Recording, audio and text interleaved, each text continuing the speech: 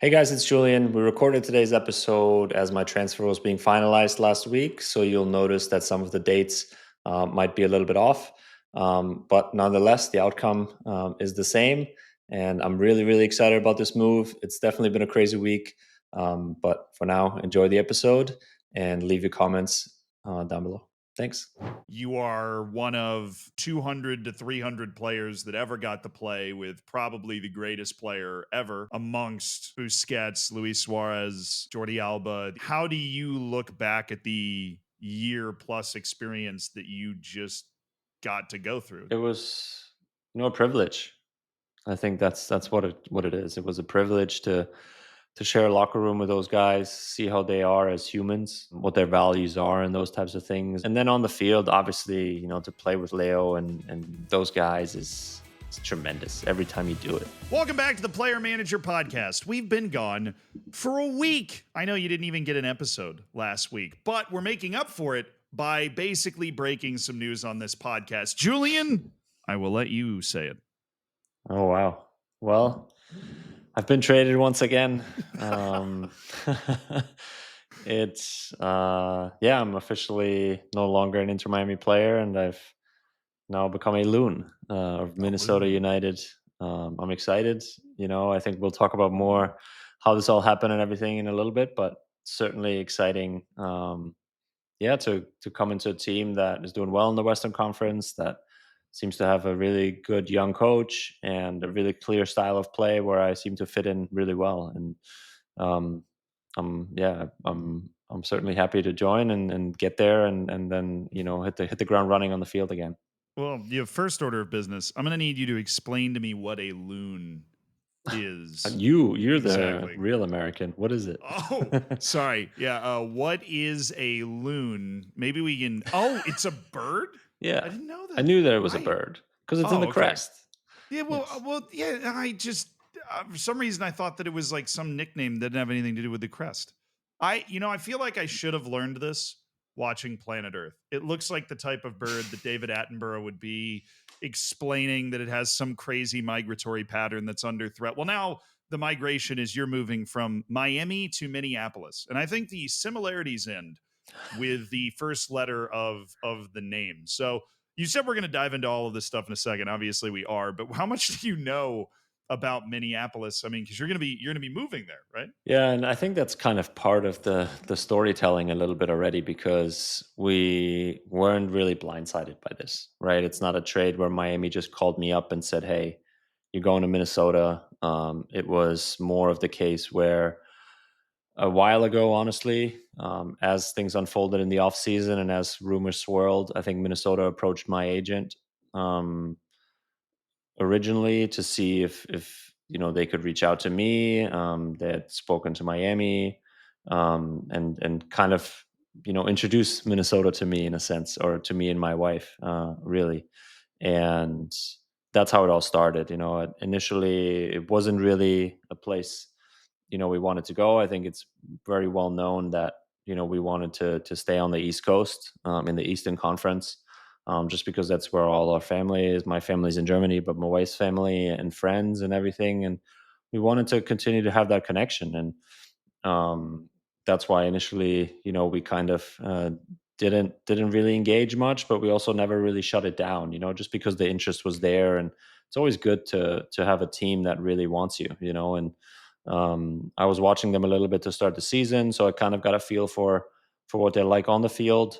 And then, as this transfer window kind of unfolded, it was certainly their interest never really went away. And then eventually, now or last week, late last week, we kind of decided to take that meeting with them. My wife and I, we heard them out, and they had a whole presentation on Minneapolis and St. Paul and the Twin Cities, and kind of the area, what it's like for families, what the whole thing outside of the field as well as on the field. So they gave a pitch about what they're like about what they're about as a club, the culture, the fan base, the stadium, obviously the facilities, but then also again about the cities and how you live and everything. So it was certainly a really good approach, yeah, really good way for them to approach us and really wanting us to be on board with this move, and ultimately that now led to that, and that's why I'm sitting here excited about it.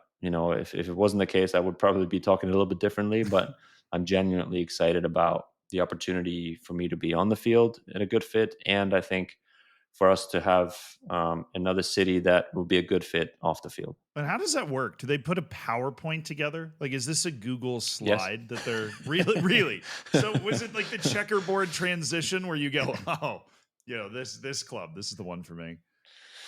Yeah, it was a PowerPoint presentation, but it's not like overly pushy or anything. It's really just an intro, where a lot of the stuff I kind of already knew.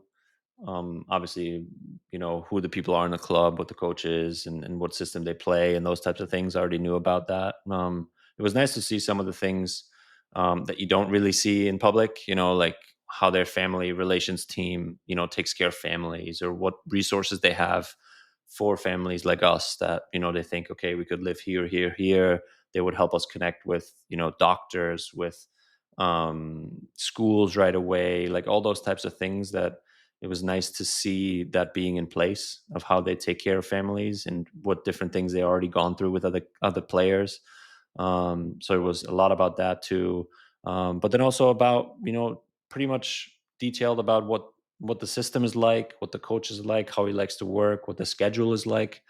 We certainly talked a good amount, and they really tried to be as open and transparent as possible to really get me, on board. I think that that's kind of what they kept saying. So it was certainly a nice way for them to introduce themselves and the city. And the whole area really to us, because like you said, you really only get to see how much they show in the on social media or on the games and everything, and that was a really good intro, I think, for us. I think it's such a fascinating thing for me as somebody that only watches professional sports and doesn't play it, to have to think about all of these different parts of a club that take care of the players in their transition process.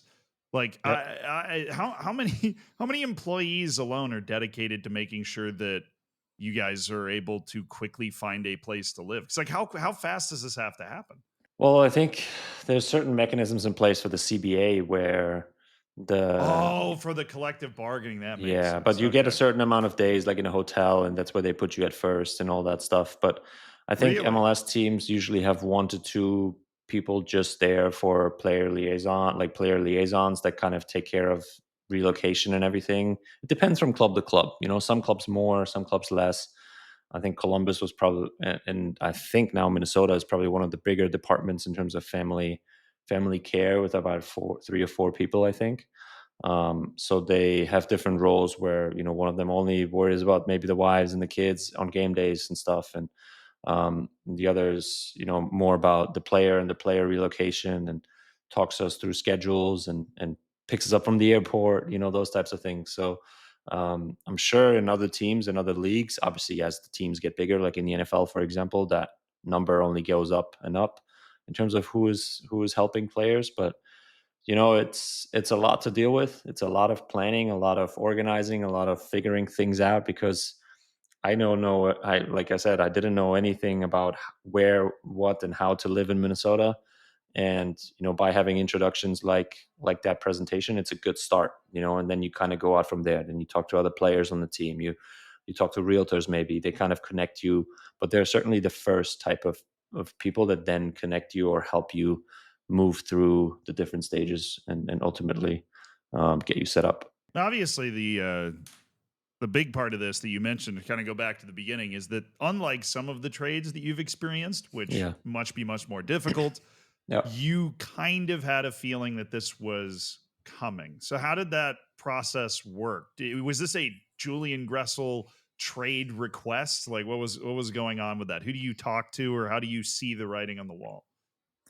Yeah, it was a lot of moving pieces up until the very end, and I think obviously this deal is somewhat of a deadline deal. So I think it's really come together over the last 2 3 days, the last 2 3 days of the summer, or the main transfer window. Yeah, but you Um, you knew potentially you were moving before that, or You Yeah, said just you heard because from him a of while ago. Okay. yeah, just because of the situation, I was in on the field. I think Ah, we've kind of right. talked about that a lot, where I wasn't part of the team, and the conversation has all have always been if there's a good trade partner, then I would be on the move, and that's kind of been the expectation all along for me to be traded, just because I also want to play, and I want to be somewhere where I can be on the field and show my qualities, and not be not even in the roster, like that's not where I'm at, I think, in my career. And I knew there were clubs interested, like Minnesota and some other teams as well. Um, that yeah, ultimately, it kind of just kept dragging on about what we're going to do, and now the deadline kind of put some urgency behind everything, and kind of got everything in the wheels spinning a little bit faster. But yeah, I was part of the conversation all along, and that's something really nice, where I was able to have my input. I think if I didn't say yes to Minnesota, I don't think they would have done the deal with Miami, which is also a nice thing, because you like what I explained to them, I think, on the call, was like, hey, I want to come there, and I want to be 100% in, like that's the thing. I don't want to go there not really wanting to go. They still go through with the deal, and then I can't be myself, and I think that's the biggest thing of me being 100% in, 100% convinced that this is the right fit for me and my family, and we can be happy there, and I can be myself on the field, and really contribute to the success of the club. And that's really what I want to do, and that's how I feel. I feel like I'm 100% in. I'm excited. I'm looking forward to playing at Allianz Field, and really, really getting to know the fans. I've played there a couple of times as an away team, and man, it's one of the best places to play in this league. I think the fan base is awesome, and I'm really excited to yeah, play there as a home player, and hopefully sing Wonderwall very, very soon, early on in my career, my Minnesota United career there.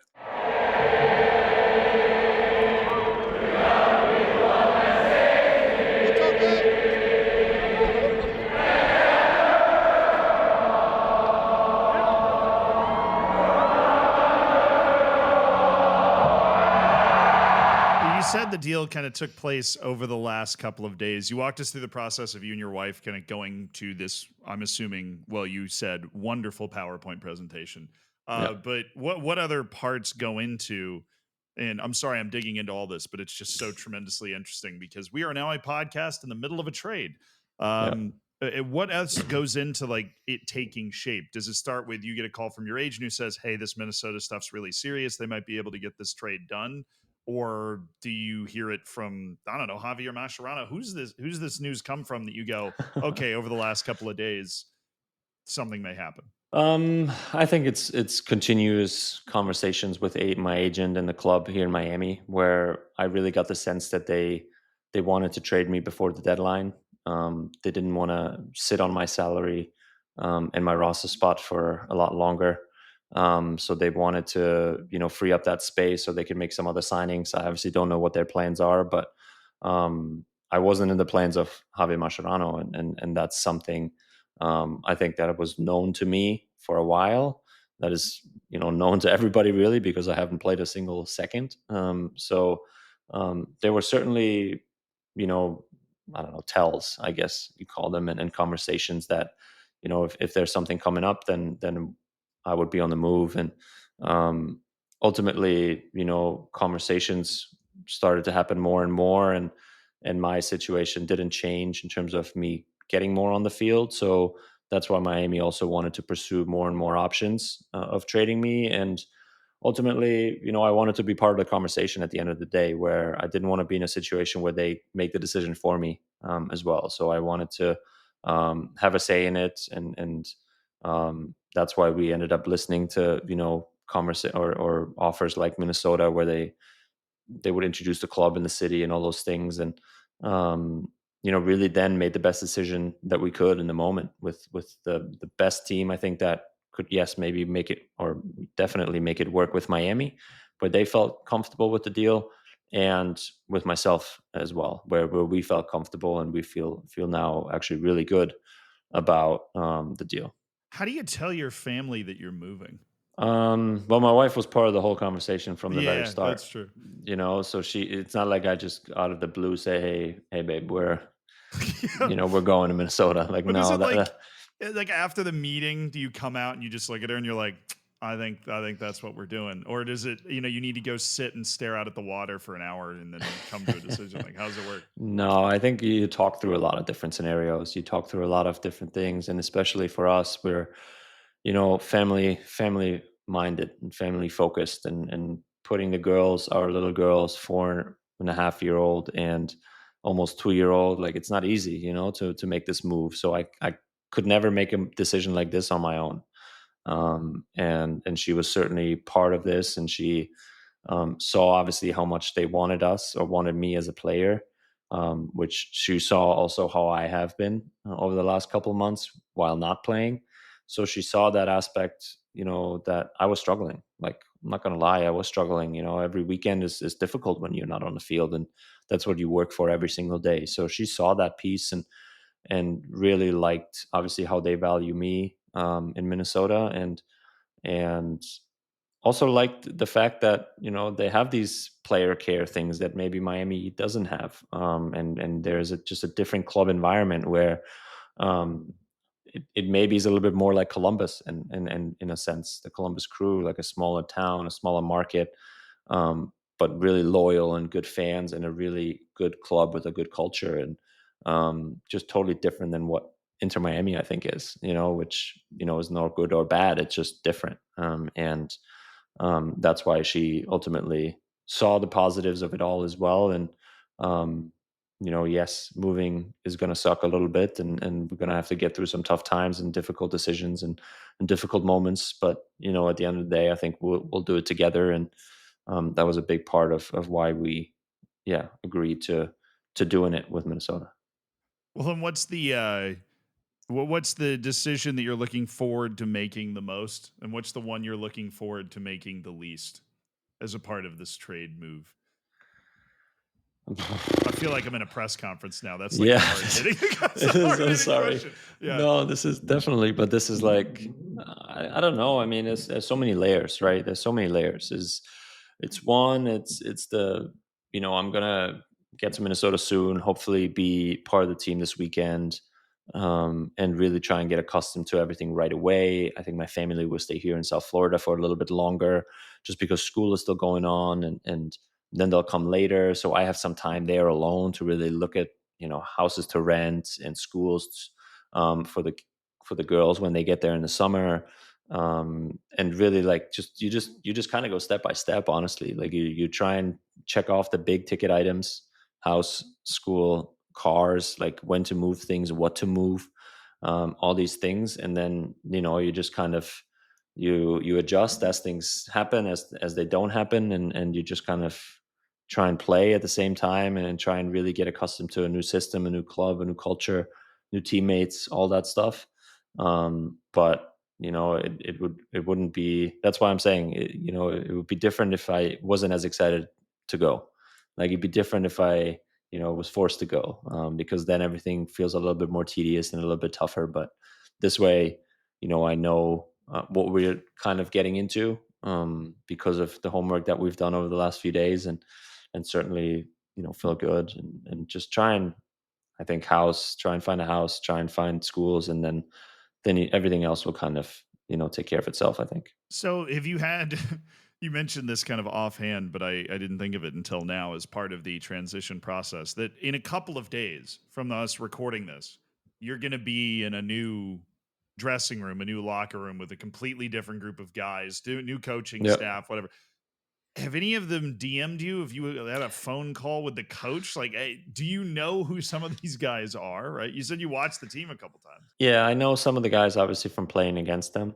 The coach was part of the PowerPoint presentation, so I've Ah, talked to him, and brilliant. he seemed like a really good guy. And everybody that I've spoken to of the city of Minnesota, like, has only really good things to say about it. And the one guy I did speak with is Will Trapp. He obviously, similar to me, longtime MLS player, was in Columbus, was in Miami, and then in Minnesota. He's been there now for 4 years. So he yeah, it was a really good resource for me to kind of tap into and then just call him up and be like, "Hey, what is it like? Don't BS me, just give it to me straight." And he was like, "Listen, we were so scared when we first got here about the weather and the cold and going from a place like Miami to there." But he only had great things to say, especially very similar to us. I think they have 3 kids, similar ages, so like it's just really easy to relate to someone that goes through the same things and same worries as you. So he was a great resource in that sense.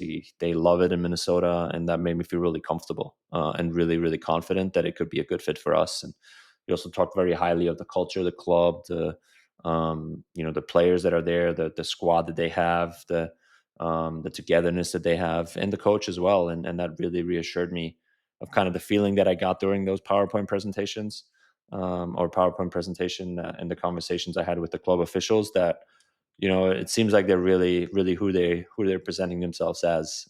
So certainly a nice resource to have talk to a player like that, and then you have some people that kind of are from Minnesota or have played there years ago, and those types of things that you also kind of just ask quickly. But um, the big one was certainly Will, and help in helping us kind of answer some questions about where he used to live, what schools are good, like those types of things. And I'm going to hit you with the basic journalistic question, just to kind of brace you for what you're going to get asked when you arrive in Minnesota. So this is a nice practice run. What are your expectations joining this team for the rest of the season, Julian? Oh man, you did it really well too. I'm just I going to thank you. refer Yeah, I batted my everybody eyes and else. everything. Okay. Every question that I'm going to get from here on out, I'm just going to refer to this podcast episode. I feel like I've Yeah. answered every single Switch thing to time perfectly. code like Just 20 minutes or something. yeah, exactly. So yeah, I mean, I'm like I said, I'm excited to get there first. I'm excited to be playing again, being on the field, being part of the team that is pushing in a direction that has the same, an identity. I think that has a way of playing that buys in 100% in what the coach is trying to do. Those are really important things for me. And yeah, I mean, I'm not going to go there to finish 7th or 8th, in the Western Conference and be fine with going into the playoffs. Like, no, I think, we are in the Open Cup. I'm getting to play in the U.S. Open Cup. Hey. I think we are in the Leagues Cup, and I think the team is right now third in the Western Conference. So it had a really good start to the season. Um, it had some really good results, and I would be lying if I said that I don't want to win, and I don't want to go there to maybe win a trophy. That's what I've been doing my whole career in MLS, and I want to add to that more. And now, honestly, more so than ever, that hunger I think is even bigger, just because I haven't been part of it for so long. I haven't been. I've really gotten to see the side of it where I'm not on the field and I'm not playing, and that hunger in me and that kind of drive to really succeed and kind of be successful. I think has I'm almost like revived a little bit of that. But I'm just excited to play again. I'm excited to be part of a club, like I said, that has a great fan base that it seems to be a very, very well established in the community, loyal fans that are there, game in and game out, no matter how warm or cold it is, and certainly excited about it. Anyway, you also mentioned something that I have to get to before we kind of leave Minnesota for future podcasts in some ways, which is it's going to take you a minute to get your sea legs back. I mean, you led Inter Miami in minutes last year, but you just haven't played very much. Like, is there, is there like a match fitness threshold? Like, oh, I need a couple appearances off the bench, or are you just jumping in both feet? I'm playing a full 90 immediately. Um, I don't think I'll play a full 90 immediately, just because I also, I don't know how many training sessions I'll get in before a game. Like, I don't know what the travel looks like yet and stuff. So we'll kind of see when that kind of wraps up, and all the plan will come in place. But yeah, certainly I'll have to get game fit and match fit again. Like, I think that the trainings that we do as substitutes that don't play a lot of minutes is a lot of small sided games. It's a lot of it's not too many 90-minute scrimmages against other teams or anything like that. I did play the other day, I want to say 45 minutes against the second team. and I felt pretty good. So like I want to say that I'm in a good spot. I've been working hard. It's not like I've been relaxing and just not taking care of my fitness or anything.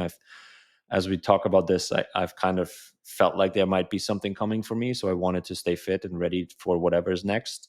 And that's kind of, been a really good driver for me to really focus on trying to stay fit. And I think I've done a good job. We'll obviously assess when I get to Minnesota to see what they're thinking, how I feel, and yeah, how many minutes I'll get to play in that first game, or when it's time, to play a full 90 again. We'll make the best decision when that time comes, but certainly, I can't wait. I'm itching to get back on that field.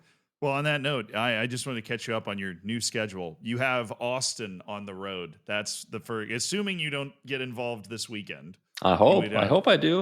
all right. Well, then you're at I home hope. against Vancouver. So you did no travel. You're Yeah. fine. You meet the team. You do everything. But maybe you're not trained enough with. Yeah, again, I have no idea how this works. It would be a road trip to Austin. So you got a nice full week off, road trip to Austin, and pretty quickly you have a matchup with Inter Miami. I don't know if you've clocked this Yeah. yet, right? But Yeah. it I is have. Vancouver, Austin, Open Cup against Louisville City on the road, which should be fun because I've heard that is a great Yes. footballing environment, especially with an MLS team coming to town. Then it's at home against Inter Miami, your old team coming up. And assuming, based off the desire and the need for this trade, you will be on the field for that match. Is that something you're looking forward to? Is it just awkward? Like, how's that work? I mean, it's always a little awkward, but I'm looking forward to it. Yeah, I would be lying if I wasn't, for sure. For sure. I mean, you get to play. I've never played against those guys, so I've only played with them True. as they were here earlier before I got to Miami. I never played against them, so it'll be interesting to play against Leo and the guys. But yeah, certainly excited for the game. But let me get to Minnesota first. Let me get my feet under myself and kind of get the first minutes in, and hopefully, yeah, this weekend play against Vancouver. Sing Wonderwall, and then we move on from there. Are you gonna get Messi's jersey or something? Like, how do you walk up and say, "Hey, Leo, you remember me? When I No, played I last have year." some at home. Don't worry. I don't know. I'll let some other guys maybe take that chance to try and get it, Oh. but I have some at home, and I don't really need any more. I think, Yeah, it would just be unless selfish you at want that one, point. you want me to ask for you? I mean, if you're being serious, I'm not going to say no, Julian. I know you're not, but Your just in face got so case. serious. Yeah, just hey, look, there's a spot on this wall right here. Love Weston McKennie, all right, and love having his signed jersey up there. We could swap that out if we Yeah, needed to, right? gotcha. We'd put a Gressel and a Messi right there instead. But now you surely are going to bring to Minnesota your knowledge about how to stop Lionel Messi, right? You're just going to. Well, I don't know about that. How do you stop him? I don't know. You've watched him probably a ton, right? So, um, I don't know how you stop him. We'll try, and I will probably be asked about it, and I'll try and give my thoughts. But we'll worry about that game when it gets to it. But how do you stop That's the best player in the world? It's very difficult. That's fair. I'm curious to know your answer though, right? You're there. Will Trapp comes up to you, right, and he says, "Hey, our next game's Miami. How do you stop Leo? Like, surely there's got to be some little trick." I can't tell you because now they will see it. No, I'm just kidding. I mean, That's true. I Even if there was, you wouldn't be able to yeah. divulge the secrets. This is way too public a forum. You gotta. I think a lot of luck is involved in that a little bit, where he doesn't get the ball in the right spots. He doesn't have the bounces kind of go his way in a sense, but he can make something out of nothing at any moment of the game. Like, and that's so special. Like we've talked about so many times here on the podcast. But yeah, for me, it's like trying to get him onto his right foot. Trying to get him not to be able to connect as much with, I think, Jordi Alba or Luis Suarez, who I think he plays off of so well.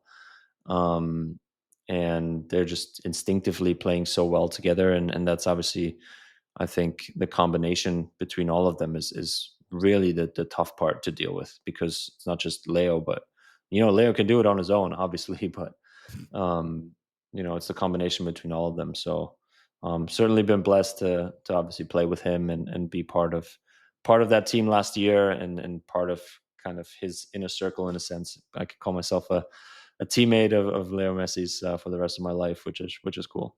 And that era is coming to a close. We're going to take a quick break, but we will come back and talk about what it meant to play with Inter Miami, best memories, and moving on from what is certainly a very interesting chapter. We're back. We didn't leave you for long. And it's time to talk about leaving Inter Miami because Julian obviously is headed to Minnesota. If you didn't know that, then why did you skip so far forward on the episode in the first place? And part of this process that we didn't talk about in the first segment that also fascinates me is, yeah, you're saying hello to all these guys in Minnesota and you're learning all these new guys, but you also have to say goodbye to all of these players and maybe one or two of the members of the staff. Obviously, the coaching staff kind of turned over that you spent a long time around and had a lot of success with, even though the playoffs didn't go out the way you wanted. You know, you broke the points record last season as the number one minutes getter on the team. So, have you had the opportunity to say goodbye, or is that even possible because this all happens so quickly? Yeah, I said goodbye a bit, maybe a bit prematurely, honestly, just because the team traveled to Vancouver for the game there in the CONCACAF Champions Cup before the trade was really finalized. But I knew the deadline of the trade deadline was, kind of in that time frame of them being in Vancouver and me being in Miami. So I wanted to, say goodbye to them or yeah, most of the guys in person. And yeah, I said it, I think today in the locker room, it's never easy. You make so many connections. You see, the guys in the locker room, and you see those guys sometimes more than your family. And it was, certainly difficult to say goodbye. I would be lying and if it wasn't, but it's incredible. We just talked about that we're going to see them again very soon. So in that sense, it was easy to like say, hey, we'll see you in a few weeks. We'll play against you guys. But with certain guys, you make deeper connections than with others, especially obviously with the Americans and young Americans that I was able to connect with, and really talk to a lot and get to know them a lot. And we've now hung out quite a bit, even off the field. And um, yeah, that is difficult for sure, to say goodbye. But it's not like I'm out of this world. I'm still in the same league. My phone number stays the same. So I'm hoping that we'll stay in touch and we'll be able to look back on a really successful time that we've had here in Miami. I think together, always. So And how does that work? Do you get like a 10-minute speech, or is it just a 5 second? The coach says, "Hey, Julian's got some news," and you just get up and say, "Hey guys, I'm going to Minnesota." oh, it was since it was so like before it actually happened, it was all individual me explaining that I'm leaving or that I'm probably leaving. So there was nothing like from the coach or anything like that. And it's usually never the case where Oh, okay. you kind of have an official goodbye meeting like that. No, I think it's more individual. Guys know what's happening usually because it's always been in the media. In this case, it wasn't, so it was different. Where some guys like asked me like, "Hey, what's going on?" And so, like Leo, for example, he was like, "Wait a second, you're going to Minnesota?" I was like, "Yeah." Just before this deadline, while you're in Vancouver and those types of things. So, it was yeah. So in that sense, you got to explain it a little bit more to some other guys, and some know obviously already a little bit about it because of the process, and some didn't know anything about it, so they were caught off guard a little bit. So um, it was yeah, it was cool. I mean, do you want me to just tell you how I said goodbye to Leo? Is that Yeah, would I that be mean, of interest? it's like you can anticipate my next question. Yeah, well, was it in English or Spanish? Because we started this podcast with the breaking news that Leo Messi can speak English in just a few words. It was a mix, honestly. Naturally, well, It, that's the Miami way in general. yeah, yes, that's right. But he surprised me with a couple English words in there and a couple English questions. So he was. So I said goodbye mostly to everybody, and he was, I think, just getting into his car, and because I saw him talking to somebody, and then I went back in the locker room to go to the bathroom, and then I went back out to try and catch him, but then he was already leaving into the car. So I like went up to his car. I was like, "Hey, Leo, just to let you know, I just wanted to say goodbye." Yeah, and that was in Spanish, and then that I'm going to Minnesota probably while he's in Vancouver. So in case I don't see him, I wanted to wish him all the best, and then I'll see him soon in the game. But gave him a couple hugs, and he wished me all the best and said thank you, and I said thank you, and then we kind of hugged, and that was that. That was touching. But I was that's nice of Leo. We'd expect nothing else based off all we've learned about him through you on this podcast. And you mentioned there was a couple players that didn't know the process, so they were almost confused what was happening. Was Leo one of those players, or who was that? Yeah, I mean he didn't really get too much into it. I think he will get his answers if he has any from other people probably as it becomes official. But um, yeah, I mean most guys just asked about the process of what it was like. They obviously knew my situation that I wasn't playing much, and that some guys I talked to before about there could be something on the horizon for me in terms of a move, um, and those conversations were easier to say. But guys like newer guys that are new to the league. They're just like, "Wait, you're leaving now? Like we've played so many games," type of thing. And it's like, yeah, the window's closing just now, so I'm able to leave still, and I'm trying to get an opportunity to play and those types of things. So it was yeah, a big mix of things, mixed bag of things, and again, sad moments, honestly. Was there one moment that stands out to you where it really hit you? Of the goodbye, or No, yeah. you just said there was some sad moments. Was there one that kind of Yeah, I caught you the think most? I think the one I think I've connected really well with guys like Yannick Bright, where we've talked a lot last year as he kind of broke into the first team.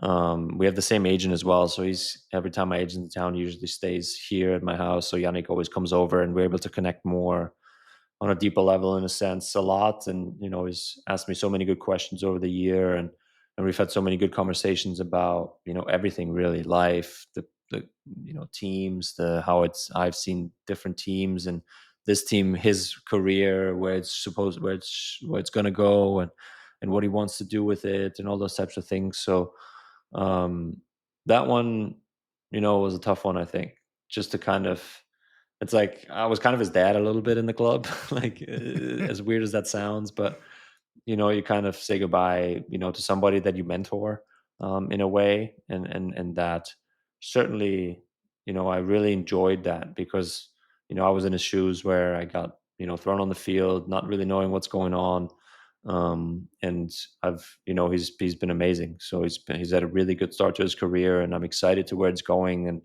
and excited to kind of have been part of his journey up to this point, and have been able to help him. So it was those types of things. That was a tough one, I think. And the others, yeah, they're sad too, though. And obviously, we're looking forward, and we're a Loons insider podcast now, amongst all of the other things that we talk about in the world of American soccer and the global football and whatever else. But on just one kind of broad look back, you Yeah, are one of 200 to 300 players that ever got to play with probably the greatest player ever amongst Busquets, Luis Suarez, Jordi Alba, these guys that I grew up with watching, and you did too, watching them win Champions Leagues and World Cups and whatever. How do you look back at the year plus experience that you just got to go through? Because it still, even though I've known you for basically that whole time, feels surreal to me, and I didn't live it. yeah. It was a privilege. I think that's what it is. It was a privilege to share a locker room with those guys, see how they are as humans behind the curtain, and behind, outside of the field, see how they are in the locker room, and get to know them on a personal level, see how much they care, not just about winning, but about their families, and what their values are, and those types of things. And then on the field, obviously, to play with Leo and those guys is tremendous every time you do it. I'd be lying if I said that every time you step on the field that there's like a moment, even in training, where you're like, man, this is like this is Leo Messi, we're talking about here. This is incredible. And so yeah, it's certainly those moments that stand out. I mean, I'd be lying if I probably will remember saying hello to him for the first time forever. Um, I think, certain moments on the field where you celebrate together after he scores, and you kind of are one of the first ones to hug him, where those embraces are always so warm. Um, and also seeing how much it means for him to win still, and how upset he gets, or other guys get when things aren't going their way, those types of things. Like, there's just so many moments that stick out. Obviously we talked so much about the preseason tours that we had, or away games where the fans are just absolutely crazy, and I'm all about kind of feelings and touching people's emotions. And we've talked about that plenty on this podcast, and how he does that, or how he did that, or with just his play, and who he is incredible. So these memories, they will certainly stick out, where I can't even go down into the lobby just wearing pink stuff, because there's too many people like would ask me. It's like, oh, is Leo coming? And not even about me. It's just like, is Leo? Where's Leo? Like, all those things. So like, it's um yeah, we've talked so many stories, and honestly, all the stories that I talk about, and so many, yeah, little memories that will stick with me forever. And yeah, again, like you said, I think it's a true privilege to have been one of the few people that got to play with him, share a locker room, and share a field with him, and also won a trophy with him. I feel like every teammate of his has won a trophy with him, but Maybe, we maybe. were also successful. And that's, I think I was able to contribute a lot on a team that those four guys were on, and that is so special to me, and I hold a lot of value in that. I was one of the minutes leaders of a team last year. I had double-digit assists. I was a contributor week in and week out in a season that broke the all-time points record in MLS up to this point. And whatever comes in the future, we'll see. But maybe Minnesota United will beat it now. But um, Until certainly, Minnesota this year. Beautiful. yes, certainly been an exciting year, and a huge privilege to have been a part of. Well, on behalf of all the people listening to this podcast and the producers we have currently sitting here that can't say this, congratulations on getting the move, on getting Thanks. everything sorted out. Because I think it would have been a very different year if you were not playing for the rest of the year. And it's going to be exciting to see where this goes from here. Absolutely. I appreciate it. And thanks for doing this episode like this. I know this was just me talking the whole time and you asking questions, but welcome to all the new fans that we got from True. Minnesota. Yeah, Yes. I have So, always been a fan of Minneapolis. My college, the University of Virginia, won the college basketball national championship in Minneapolis, and that is the only time I've ever been. I went to the game, so I have very fond memories of Minneapolis as well. So, how you doing? We're yes, friends now. Perfect. that's it. That's it. So get to know Yes. us. Exactly. That's it for this podcast. We'll get back to talking about football in the United States, soccer in the United States, football all over the world, and of course, everything going on inside Minnesota United on future podcasts. But this has been a special, unique, breaking edition of Player Manager. Julian, thank you, as always, for giving us a window into what it's like to be a professional player. Anytime. I'm excited. I'm excited. So let's See go. you Let's guys. do it. Let's do it.